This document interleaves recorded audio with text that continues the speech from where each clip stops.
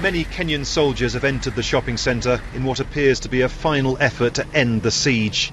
They're locked in a standoff with the gunmen. Occasional bursts of gunfire can be heard coming from the three-storey building. Relatives of the missing have come in search of news of their loved ones. The Kenyan government says some hostages are still being held, which makes any move by the security forces extremely risky. Scores of people have already died and hundreds have been injured. The victims are from a variety of countries. The government says it's doing all it can to rescue those inside, and at one point said the gunmen had been pinned down.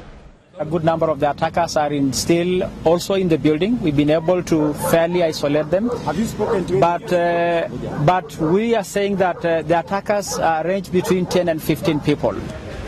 There's a lot of activity here at the community centre. We're about 200 metres away from the shopping centre, which is just down the road here.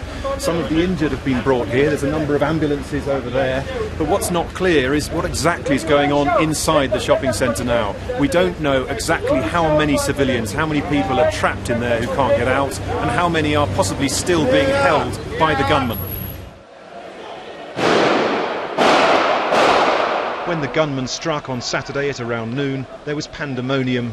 The building was packed with shoppers and families sitting down to lunch when witnesses say men in black with assault rifles walked into the mall through at least 2 entrances.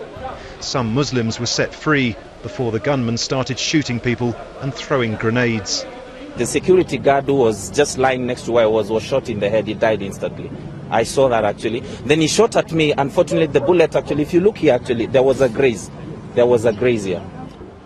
A Somali Islamist militant group Al-Shabaab says it carried out the attack as retribution for Kenya sending thousands of troops to Somalia to support the government there.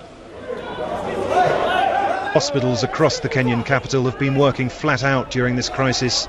Ambulances have been rushing the injured to get help, whilst bodies continue to be driven to the city's morgues. The security forces are still surrounding the shopping centre more than 24 hours after the gunmen struck. The full scale of this horrific attack will not be known until the building has been completely secured. Will Ross, BBC News, Nairobi.